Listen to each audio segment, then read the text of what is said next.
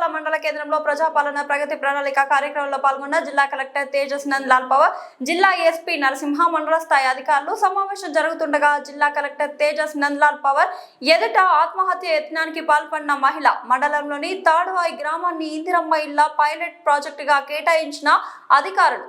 అయితే తాడువాయి గ్రామానికి చెందిన సునీత పేరుతో ఇందిరమ్మ ఇల్లు మంజూరైతే మరొకరికి కేటాయించారని, పురుగుల మందు తాగి ఆత్మహత్య యత్నానికి ప్రయత్నించిన మహిళ పురుగుల మందు తాగడంతో హుటాహుటిన కోదాడ ప్రభుత్వ ఆసుపత్రికి తరలింపు.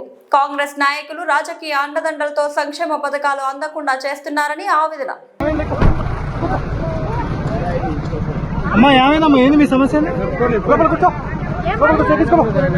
దేనికమ్మా నువ్వు అమ్మా ఏం జరిగిందమ్మా అమ్మా